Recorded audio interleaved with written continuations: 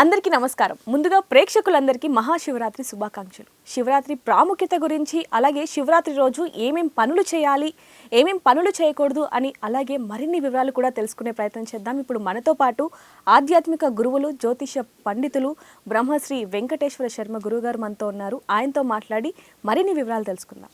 నమస్కారం గురుగారు. ఎలా ఉన్నారండి? ముందుగా మీకు మహాశివరాత్రి శుభాకాంక్షలు. మీకు కూడా మహాశివరాత్రి శుభాకాంక్షలు. ఆర్టీవీ ప్రేక్షకులకి మహాశివరాత్రి శుభాకాంక్షలు. గురుగారు, శివరాత్రి అనగానే ప్రతి ఒక్కరు కూడా ఆ పరమశివుడు గుర్తుకొస్తూ ఉంటాడు. ఆ రోజు మొత్తం కూడా అసలు మహాశివుడి పాటలు వింటూ ఆ దేవుడు భక్తిలో ఉండిపోతూ ఉంటాం. అసలు మహాశివరాత్రి ప్రాముఖ్యత ఏంటండి? శివరాత్రి అనేది మన అందరూ ఋషి పరంపరంగా ఉన్నటువంటి మన శాస్త్రాలన్నీ కూడా ప్రధానంగా పూజ అనేది ఏది చేసినా ఒక విధానం ఉంటుంది. శివుడికి అభిషేకం చేయాలన్నా, మిగతా దేవతలకి అర్చన చేయాలన్నా ఋషి ప్రోక్తమైనటువంటిది మన శాస్త్రం మొత్తం కూడా. శివుడికి అర్చన చేసే విధానం ఒకటి ఉంది, ఋషి ప్రోక్తంగా ఏర్పాటు చేశారు. మరి దాంట్లో ఏంటంటే శివరాత్రి ప్రతి నెలా వచ్చేదాన్ని శివరాత్రి అనుకుంటాం, నెలకు ఒకసారి వచ్చేది. మరి సంవత్సరానికి ఒకసారి వచ్చేదాన్ని మహాశివరాత్రి అంటారు.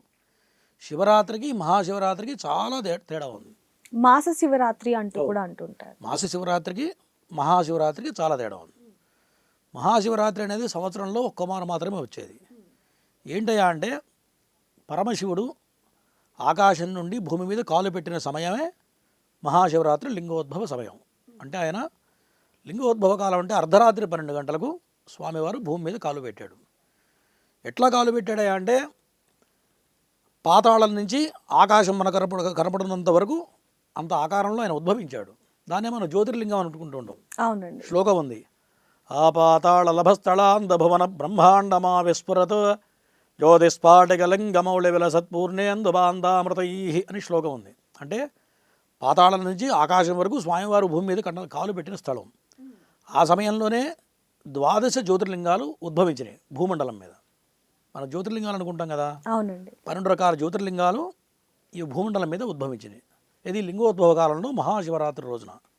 అంటే ఆయన బర్త్డే లాంటిది ఆ రోజున. మరి ఆ సమయంలో అభిషేకం చేయడం అనేది చాలా విశేషమైన ఫలితం వస్తుంది. మనం రెగ్యులర్గా మనం కొన్ని పండుగలు ఎట్లా పిలుచుకుంటామంటే గణపతి నవరాత్రులు అంటామనా, తర్వాత దేవీ నవరాత్రులు, తర్వాత శారదా నవరాత్రులు, వసంత నవరాత్రులు, అట్లే మహాశివరాత్రి. రాత్రి శబ్దం అనేది ఎందుకు వచ్చింది అంటే రాత్రి పూజ చేస్తేనే రాత్రి శబ్దం వచ్చిందా? కాదు. అవునా, గణపతి నవరాత్రులు మనం గణపతిని పగలే పూజ చేస్తాం. రాత్రి శబ్దం అనేది ఎందుకు వచ్చింది అంటే రాత్రి అంటే చీకటి. ఒక చిమ్మ చీకటిలో మనం ప్రయాణిస్తున్నాం అనుకోండి, భయం కలుగుతుంది. అవునా, ఏమి కనపడకుండా మనం బండి డ్రైవ్ చేసామని, కారు డ్రైవ్ చేస్తున్నాం అనుకోండి, ఎటు పోవాలో తెలియదు, రాయి ఉందా, రప్పు ఉందా, గుంట ఉందో అర్థం కాదు, భయం ఏర్పడుతుంది. భయం ఏర్పడితే భయం వెనకాల ఏముంటుంది? మృత్యు ఉంటుంది. ఎప్పుడైతే భయం ఉంటుందో మృత్యు ఉంటుంది. మరి మానవుడికి ఈ యొక్క జీవితంలో సంసార బాంధవంలో ఒకడికి ఉద్యోగ సమస్యతో భయం ఉంటుంది, ఒకడికి పిల్లలు పుట్టలేని నాకు భయం ఉంటుంది, ఒకడికి నాకు డబ్బులు సరిపోవట్లేని బాధ ఉంటుంది. ఇవన్నీ సుఖదుఖాలు మానవుడికి కామన్గా వస్తూ ఉంటాయి. ఇటువంటి సుఖదుఖాలను పోగొట్టేదే మహాశివరాత్రి. కాబట్టి లింగోద్భవ సమయంలో ఎవరైతే పరమశివుడికి పగలు మొత్తం ఉపోష ఉండి మరి రాత్రిపూట లింగోద్భవ సమయంలో పరమశివుడికి అభిషేకం చేసి జాగరణ చేస్తారో మనిషికి జీవితంలో భయం అనేది ఏదైతే ఉందో, మనం పడుతున్న బాధ ఏదైతే ఉందో, మనం తీరని కోరిక ఏదైతే ఉందో అవన్నీ కూడా నెరవేరడానికి మహాశివరాత్రి చాలా అద్భుతంగా పనిచేస్తుంది. నువ్వు సంవత్సరం పొడవుతో అభిషేకం చేయడం వేరు, ఒక్క శివరాత్రి రోజున అభిషేకం చేయడం అనేది వేరు. మరి శ్రీకృష్ణ పరమాత్మ ఎప్పుడు జన్మించారో మీకు తెలుసా? కృష్ణాష్టమి శ్రావణ మాసంలో అర్ధరాత్రి ఆయన కూడా జన్మించాడు శ్రీకృష్ణ భగవానుడు. ఆయన జన్మించిన తర్వాత ఏం చేశాడు? భగవద్గీత బోధించాడు మానవులకి. అవునా, మరి వాళ్ళ భగవద్గీత అనేది ఏ మనిషితో ఎట్లా మాట్లాడాలి, సమస్య వస్తే సమస్య నుంచి ఎట్లా బయటపడాలి, ఒక కష్టం వస్తే ఎట్లా బయటపడాలి అనేది తెలియాలి అంటే, ఎటువంటి మెచ్యూరిటీ లెవెల్స్ లేని వాడికి కూడా తెలియాలి అంటే భగవద్గీత చదివితే నువ్వు ఎటువంటి సమస్యలో ఉన్నా దాంట్లో మార్గం దొరుకుతుంది. అంటే కృష్ణ భగవానుడు మనకు భగవద్గీత బోధించాడు. దానివల్ల ఎంతోమంది మనం జ్ఞానాన్ని పొందుతున్నాం, మనకు ఎంతో అనుభవంలోకి వస్తుంది, దానివల్ల ఉపయోగపడుతుంది. అట్లాగే అది ఎప్పుడు ఏర్పడింది? శ్రావణ మాసంలో ఏర్పడింది. శ్రీకృష్ణ అష్టమి వస్తుంది, శ్రావణ మాసం బహుళ పక్షంలో అష్టమి రోజున శ్రీకృష్ణుడు జన్మించాడు. మరి దక్షిణాయన పుణ్యకాలం మొత్తం కూడా పగలు, దేవతలకి ఉత్తరాయణ పుణ్యకాలం మొత్తం కూడా రాత్రి. కాబట్టి మరి ఉత్తరాయణ పుణ్యకాలం శ్రావణ మాసం నుంచి కరెక్ట్గా మాఘమాసం లెక్క పెట్టండి, 6 నెలలు, కరెక్ట్గా 6 నెలలు. మనకి దక్షిణాయనం ఉత్తరాయణం 2 భాగాలు.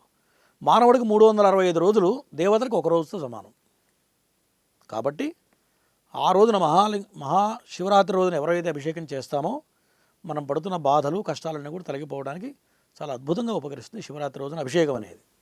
గురుగారు, శివరాత్రి అనగానే అభిషేకం, ఉపవాసం, జాగారం ఈ 3 కూడా ప్రతి ఒక్కరికి గుర్తుకొస్తూ ఉంటాయి. అభిషేకం అనేది ఇందాక మీరు చెప్పారు, అంటే 365 రోజులు చేసింది ఒక ఎత్తు అయితే, ఆ ఒక్కరోజు చేసింది ఇంకొక ఎత్తు.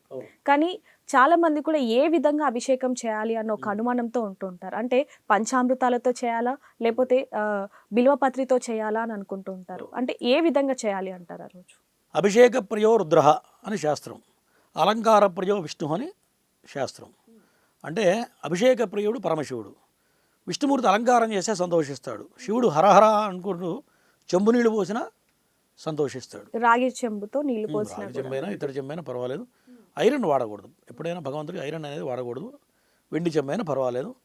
అభిషేకం చేస్తే పరమశివుడు సంతోషిస్తాడు. దాంట్లో పంచామృతాలని ఉన్నాయి, ఆవు పాలు, ఆవు పెరుగు, ఆవు నెయ్యి, తేనె, పంచదార, పంచామృతాలు. తర్వాత సుగంధ ద్రవ్యాలు, మరి పన్నీరు, సెంటు. తర్వాత నవవిధ స్నానాలు అంటారు, గంధోదకం, ఫలరసాలు.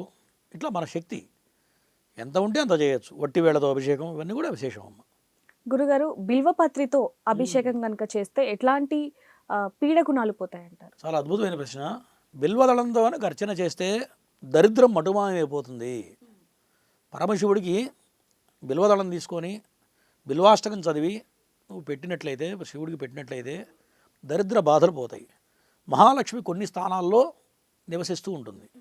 ఎక్కడెక్కడ అంటే బిల్వదళం కాడ ఉంటుందా, కాడ కొసలో ఉంటుంది, కొసలో ఉంటుంది. మన బిల్వదళం ఇట్లా పెడతాం, కానీ కొస తగలాలి ఎప్పుడైనా శివుడికి. బిల్వదళం అంచు కొస, కాడ కొస ఎప్పుడైతే పరమశివుడికి తాకిందో నీకు లక్ష్మి ఐశ్వర్యం వస్తుంది ఎవరికైనా సరే. చాలామంది తెలియదు దాన్ని బోర్లా పెడతారు, వెల్లికలు పెడుతుంటారు. ఆ 3 ఆకులు ఏవైతే ఉంటే వాటిని శివలింగం మీద పెడుతూ ఉంటారు. కానీ కొసలో లక్ష్మీదేవి ఉంటుంది. తర్వాత మనకి ఏనుగు ముఖంలో మహాలక్ష్మి అమ్మవారు నివసిస్తూ ఉంటుంది. అట్లా గో పృష్ఠ భాగంలో మహాలక్ష్మి నివసిస్తూ ఉంటుంది. ఇట్లా మహాలక్ష్మి స్థానాలు కొన్ని ఉన్నాయి. కాబట్టి బిల్వదళంలో చేస్తే ఐశ్వర్య ప్రాప్తి. నువ్వు ఎటువంటి దరిద్ర బాధలు అనుభవిస్తున్నా ఈశ్వరార్చన కనుక చేసి బిల్వదళాలతో అర్చన చేస్తే మహాలక్ష్మి సంప్రాప్తి అవుతుంది, అనుమానం లేదు. గురుగారు, ఉపవాసం, అసలు ఉపవాసం ఎందుకు చేయాలండి ఆ రోజు? ఏ విధంగా చేయాలి అంటారు? ఉపవాసం అంటే ఏంటి? ఉప అంటే దగ్గర, వాసం అంటే తినకుండా ఉండడం ఉపవాసం. ఎప్పుడైనా శివుడికి దగ్గరగా ఉండాలి. ఆ రోజున శివరాత్రి రోజున సెల్ ఫోన్ చూసుకుంటూనో అయితే టీవీ చూస్తున్నా కాకుండా, ఇప్పుడు మనకి జ్ఞానేంద్రియాలు 5 ఉన్నాయి. కళ్ళతో ఏం చేస్తూ ఉంటాం? చూస్తూ ఉంటాం, చెవులతో వింటూ ఉంటాం, నోటితో మాట్లాడుతూ ఉంటాం. ఆ రోజున ఏం చూసినా శివుడికి సంబంధించిందే చూడాలి. శివుడికి సంబంధించిన పుస్తకాలు చదవచ్చు, శివుడికి సంబంధించిన ఏదైనా చేయొచ్చు. కళ్ళతో అట్లా చూడాలి, చెవులతో నామస్మరణ వినాలి, లేదు నోటితో భజన చేయాలి. ఇదేది కాదు అభిషేకం చేయాలనుకున్నాం, అభిషేకం విశేషం అనుకున్నాం. మరి అందరూ అభిషేకం చేయాలంటే అందరికి శక్తి ఉండకపోవచ్చు. మరి పరమశివుడికి అభిషేకం చేయాలంటే చాలా పెద్ద క్రతువు. ఒక విష్ణుమూర్తికి అభిషేకం అర్చన చేయాలంటే 10 నిమిషాల్లో అయిపోతుంది. కానీ శివుడికి కనుక అభిషేకం చేయాలంటే కనీసం 2 గంటల సమయం పడుతుంది. ఒక రుద్రాభిషేకం చేయాలంటే 2 గంటల సమయం పడుతుంది. ఇది శాస్త్ర ప్రకారంగా చేయాలంటే. మరి అందరికీ మంత్రాలు వస్తాయా? అందరికీ రావు. మరి ఆ రోజున బ్రాహ్మణుడు అందరికీ దొరుకుతాడా? చాలా డిమాండ్ ఉంటుంది. ఇన్ని లక్షల మంది, ఇన్ని కోట్ల మందికి అంతమంది బ్రాహ్మణులు కూడా లేరు. కాబట్టి వీలున్నంత వరకు అభిషేకం చేయడం విశేషం. కుదరలేదు, మన దగ్గరలో దేవాలయాలు ఉంటాయి, దేవాలయంకి వెళ్తే అర్చకులు అభిషేకం చేయిస్తూ ఉంటారు. అర్ధరాత్రి పూట తప్పనిసరిగా లింగోద్భవ కాలంలో ఖచ్చితంగా రుద్రాభిషేకం చేయడం అనేది చాలా విశేషం. చేసి పగలు మొత్తం శివుడి మీదే మనం నామస్మరణ చేసుకుంటూ దైవచింతన చేస్తూ లింగోద్భవ కాలంలో మాత్రం నిద్రపోకూడదు. ఎందుకంటే శివుడు ఇందాక భూమి మీద కాలు పెట్టిన సమయం అని చెప్పుకున్నాం. అవునండి. ఆ సమయంలో నిద్రపోకూడదు.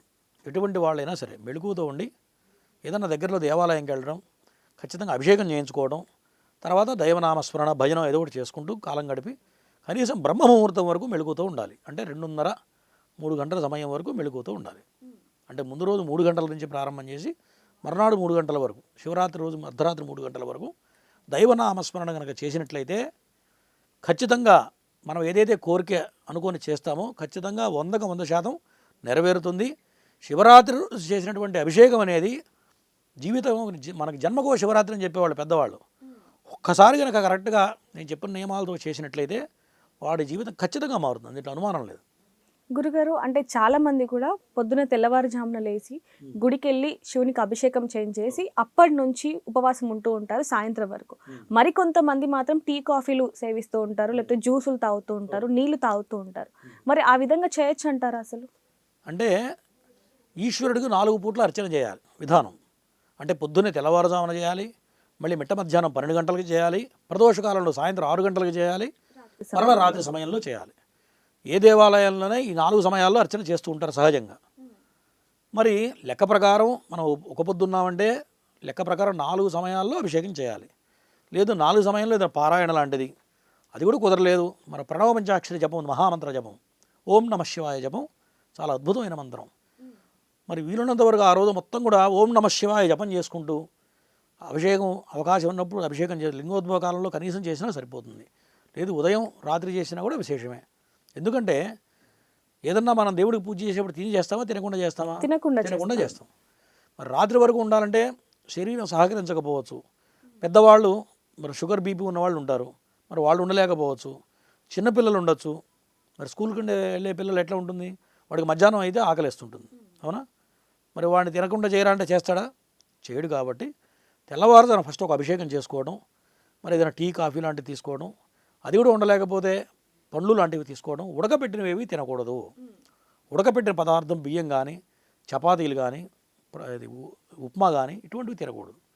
తినకుండా రాత్రి లింగోద్భవకాలం వరకు ఉండి అభిషేకం చేసుకొని తెల్లవారుజామున భోజనం చేయొచ్చు. 3 గంటల వరకు అప్పుడు భోజనం చేయొచ్చు, తప్పులేదు. ఈ ఒక్కరోజు మాత్రమే. ప్రతిరోజు మళ్ళీ 3 గంటలకు భోజనం చేయకూడదు, ఈ ఒక్కరోజు మాత్రం చేయొచ్చు. గురుగారు ఇంకోటి ముఖ్యంగా ఇందాక మీరు అన్నారు ఏవైతే నియమాలు పాటిస్తే ఖచ్చితంగా శివుని అనుగ్రహం అనుకుంటుంది, అసలు ఎలాంటి నియమాలు పాటించాలి అంటారు? నియమం అంటే ఖచ్చితంగా తల మీద స్నానం చేయాలి. మగవాడైతే మరి వాష్రూమ్కి వెళితే ఖచ్చితంగా తల మీద స్నానం చేయాలి. మరి మూత్ర విసర్జన చేస్తే స్నానం అక్కర్లేదు. మల విసర్జన చేస్తే మాత్రం ఖచ్చితంగా తల మీద స్నానం చేయాలి. ఎన్నిసార్లు వెళితే అన్నిసార్లు తల మీద స్నానం చేయాలి, మగవాడు మాత్రమే.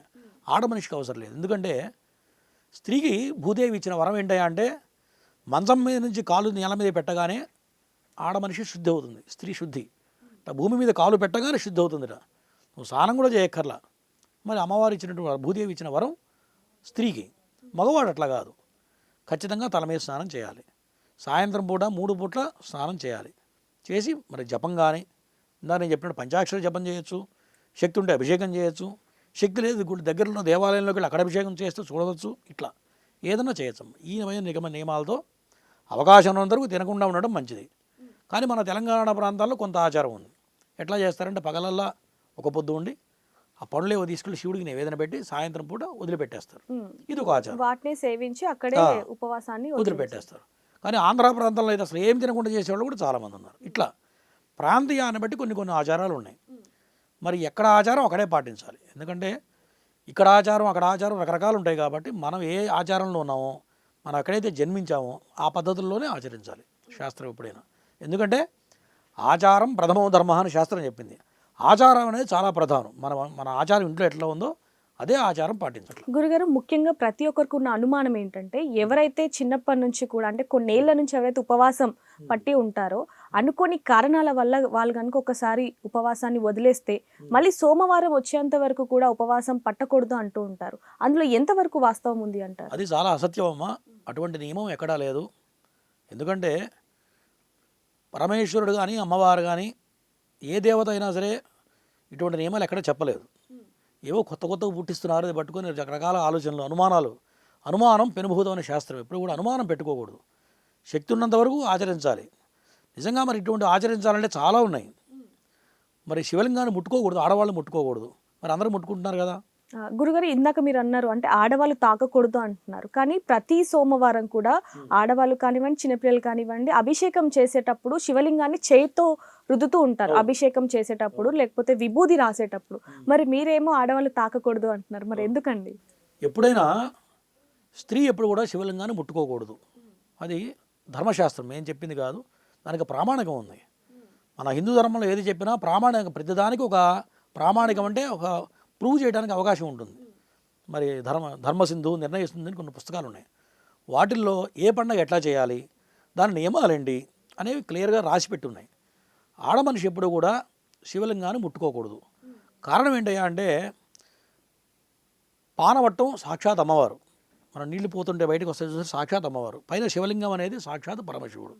కాబట్టి ఆడ మనిషికి మరి లింగం ముట్టుకొని అభిషేకం చేసే అర్హత లేదు. మరి ఎట్లా గురువుగారు పుణ్యం ఎట్లా వస్తుంది మీరు అడగచ్చు. అంటే ఎవరైతే అర్చకులు ఉంటారో వాళ్ళు కూడా చెప్తూ ఉంటారు, నీళ్ళు వేసి అభిషేకం చేసేటప్పుడు మొత్తం కూడా రాయండి అని చెప్తూ ఉంటారు. మరి అదే దానికి గల చెప్పబోతున్నానమ్మా. కారణం ఎప్పుడు కూడా రుద్దక్కర్లేదు. ఆ లింగానికి వేసి రుద్ది రుద్ది రుద్ది జ్యోతిర్లింగాలు మొత్తం కూడా చివరికి దాని మీద కవచం వేసేస్తున్నారు. ఎందుకంటే అన్ని కెమికలైజ్డ్ అంతా, పాలు కల్తీ, పెరుగు కల్తీ, నెయ్యి కల్తీ, తేనె కల్తీ, ఒక్కటి కూడా ప్యూరిటీ లేదు. దానివల్ల ఏమవుతున్నాయంటే శివలింగాల మీద పోస్తే శివలింగం మీద క్రాక్ వచ్చేస్తుంది. మరి భిన్నం లింగం పగిలిపోతే అభిషేకానికి పనికిరాదు. లింగం పగిలిపోయిందన్న భిన్నమైందనుకోండి అభిషేకానికి పనికిరాదు. మరి జ్యోతిర్లింగాల పరిస్థితి ఏంటి అంటే అందరూ కెమికలైజ్డ్ పాలు పోయడం వల్ల లింగాలు ఖరాబ్ అయిపోతున్నాయి. దానివల్ల ఏం చేస్తున్నారు, పైన ఒక కవచం దొరికి దాని మీద అభిషేకాలు చేస్తున్నారు. కాబట్టి ఎప్పుడు కూడా పైనుంచి పోయాలి తప్ప రుద్దక్కర్లేదు. ఒకళ్ళని చూసి ఒకళ్ళు చేస్తున్నాం తప్ప అది కరెక్ట్ కాదు. పైనుంచి అభిషేకం ధారగా పోయాలి తప్ప ఎప్పుడు కూడా చేయి పెట్టి రుద్దాల్సిన పని అయితే లేదు. కాదు ఏంటంటే ఏదో మా శివుడికి రుద్దుతున్నాం, ఒళ్ళు రుద్దుతున్నాం అన్న భావన, పిల్లవాడికి ఒళ్ళు రుద్దినట్టుగా భావిస్తూ చేస్తున్నారు కదా, ఇది కరెక్ట్ కాదు. అంటే శివలింగాన్ని ఏదైతే ముట్టుకొని అభిషేకం చేసే ఆనవాయితీ ఉందో అది ఎందుకు వచ్చిందంటారండి? మరి అంటే ఇందాక మీకు చెప్పినట్టుగా స్త్రీ ముట్టుకోకూడదు, మగవాడు పురుషుడే ముట్టుకోవాలి. ఎందుకంటే ఒక ఇంట్లో ఏదైనా పూజ చేయాలంటే ఫస్ట్ ప్రధానంగా పురుషుడే చేయాలి, యజమాని చేయాలి. ఇంటి యజమాని కనుక చేసినట్లయితే భార్యకి సగభాగం వస్తుంది. ధర్మపత్ని యజమేతస్య అంటారు కదా, భార్యకి సగభాగం వస్తుంది. వాడికి 2-3 పెళ్ళైనా మిగతా వాడు ఎవరికి చెందవు. ఆయన చేస్తే ఖచ్చితంగా సగం భాగం షేర్ ఆటోమేటిక్గా భార్యకు వస్తుంది, పిల్లలకు వస్తుంది. అదే భార్య చేసిందనుకో భర్తకు 10 పైసలు వంతు కూడా రాదు, పిల్లలకు కూడా రాదు, పుణ్యం అనేది రాదు. ఇది కూడా శాస్త్రమే. కాబట్టి ఇంటి యజమాని ఎప్పుడు కూడా చేయాలి. అభిషేకం చేసినా, ఒక వ్రతం చేసినా, ఒక పూజ చేసినా ఎప్పుడైనా ఇంట్లో యజమాని మాత్రమే, దీపారాధన యజమాని చేస్తే మంచిది. కుదరకపోతే భార్య చేయవచ్చు. మరి ఆడ మనిషి ఏం చేయాలి అంటే ఈ అభిషేకానికి సంబంధించిన మొత్తం వంట చేయడం, ప్రసాదాలు చేయడం, మరంతా శుభ్రం చేసి పెట్టడం, దానికి కావాల్సిన సామాగ్రి సమకూర్చి పెట్టడం, మరి పంచామృతాలు ఏర్పాటు చేయడం, మరి ఫలరసాలు ఉంటాయి మిక్సీ వేసి పెట్టాలి కదా, ఇవన్నీ చేస్తే మగవాడు చేసిన ఫలితం దానికన్నా ఆడ మనిషికి రెట్టింపు ఫలితం వస్తుంది. ఈమె చేసిన పుణ్యం, భర్త చేసిన పుణ్యం డబల్ వస్తుంది ఆడ మనిషికి.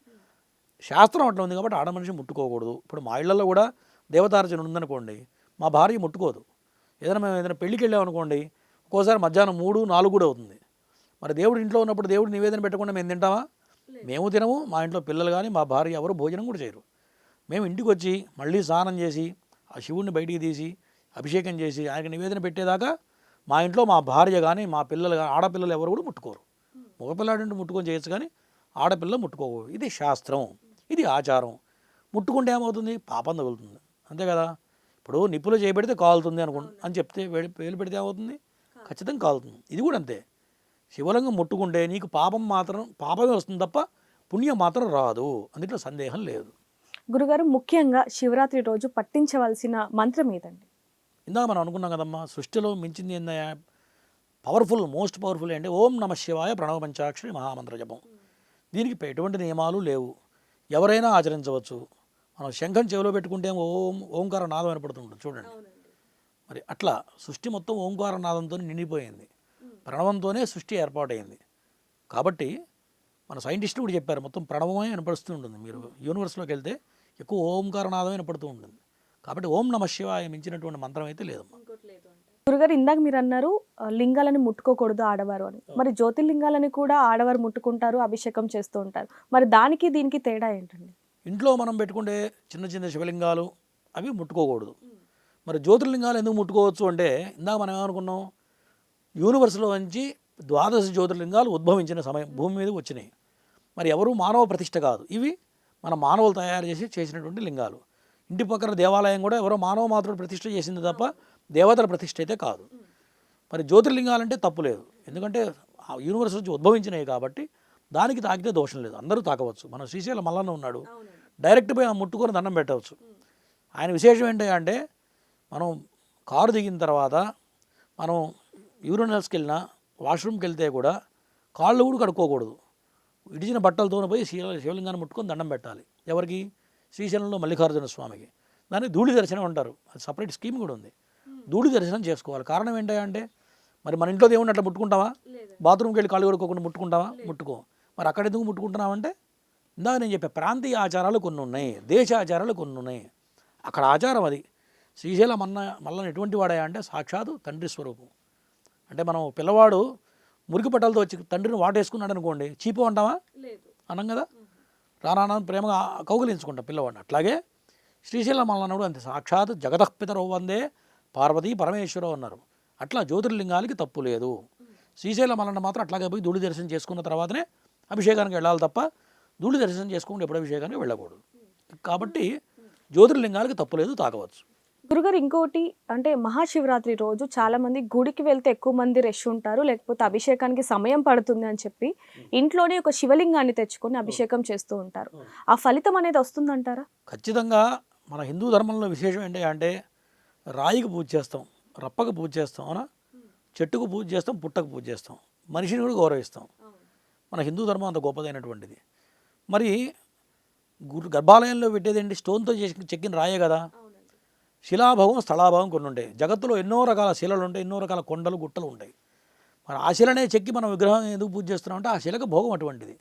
అట్లాగే ఇంట్లో శివలింగం పెట్టుకొని బ్రాహ్మణుని పిలుచుకొని యథావిధిగా అభిషేకం చేసినా ఒకటే, గర్భాలయంలో చేసినా ఒకటే. కాకపోతే దేవాలయంలో వైబ్రేషన్స్ ఎక్కువ ఉంటాయి, పాజిటివ్ వైబ్రేషన్స్ ఎక్కువ ఉంటాయి. ఇంట్లో ఏంటంటే మనకు రకరకాల ఇబ్బందులు ఉంటాయి. ఇంట్లో మడి ఆచారం ఉండకపోవచ్చు, మైలత సోకవచ్చు, దీనివల్ల కొంత దోషం ఉంటుంది. దేవాలయంలో ఇటువంటి దోషాలు ఉండవు. దేవాలయం ఎప్పుడు కూడా పాజిటివ్ వైబ్రేషన్స్ ఉంటాయి. ప్రతినిత్యం కూడా అభిషేకాలు చేస్తూ ఉంటారు, వేదమంత్ర పఠనం జరుగుతుంటుంది. దాని కింద యంత్రం ఉంటుంది, యంత్రానికి ఈ పవర్ వైబ్రేషన్ వల్ల యంత్రశక్తి పెరుగుతూ ఉంటుంది. అప్పుడు మనం అక్కడ పూజ చేస్తే ఆ ఫలితం వేరు, ఈ ఫలితం దేనికి అదేనమ్మా. మన ఇంట్లో చేస్తే ఇంట్లో చేసిన తృప్తి వేరు. సొంత ఇంట్లో అనుకోండి, మరి ఆ మంత్రశక్తి అంతా మన ఇంట్లోనే ఉంటుందిగా. ఇంట్లో చేయడం మంచిదే. ఇంట్లో చేయవచ్చు, బయట చేయవచ్చు, వీలుని బట్టి శక్తిని బట్టి ఎక్కడ చేసినా ఒకటే. గురుగారు అసలు ఇంట్లో శివలింగాన్ని పెట్టుకోవచ్చు అంటారా? ఇది చాలా మంచి ప్రశ్న. ఏ మూర్తినైనా పెట్టుకోవచ్చు, కానీ శివలింగాన్ని పెట్టుకోకూడదు. పెట్టుకుంటే గనక దాన్ని మించిన నియమాలు ఇంకెక్కడా లేవు. శివార్చన చేయాలంటే మీకు ముందు చెప్పా, శివుడికి అభిషేకం చేయాలంటే అభిషేకం చేసే ముందు ఒకసారి అర్చన చేయాలి. నిద్ర లేపడం అనేది ఒక అర్చన ఉంటుంది. మళ్ళీ అభిషేకానికి పూర్వం నిద్ర లేపిన తర్వాత ఇంకో అర్చన ఉంటుంది. మళ్ళీ తర్వాత అభిషేకం చేయాలి, అభిషేకం అనంతరం మళ్ళీ అర్చన చేయాలి. అంటే 3 అర్చనలు చేసిన తర్వాత అభిషేకం చేయాలి శివుడికి. మరి ఇన్ని మంత్రాలు మీ అందరికీ వస్తాయా? లేదు. బ్రాహ్మడు అంటే వేద పఠనం నేర్చుకుంటాడు, గురువుల దగ్గర నేర్చుకుంటారు కాబట్టి బ్రాహ్మడికి వస్తుంది. మరి అందరూ చేయగలుగుతారు ఇవన్నీ? మరి దేవుని ఇప్పుడు మీరు మా ఇంటికి వచ్చారమ్మా, మా ఇంటికి వచ్చారు, మా ఇంట్లో మిమ్మల్ని రూమ్లో బంధించామనుకోండి, తిండి పెట్టకపోతే పాపం వస్తుందా పుణ్యం వస్తుందా? నాకు 3 పూట్ల భోజనం పెట్టాలి. నేను తిని మీకు పెట్టకపోతే పాపం వస్తుందిగా. మరి శివుడు కూడా అంతే. మరి శివలింగాన్ని తెచ్చామంటే దాంట్లో దైవం ఉంటుంది. మరి ఆయనకు సపర్యలు చేయాలి, నేను చెప్పినట్టు 3 పూట్ల అర్చనలు చేయాలి, అభిషేకాదులు చేయాలి, మంత్రంతో చేయాలి.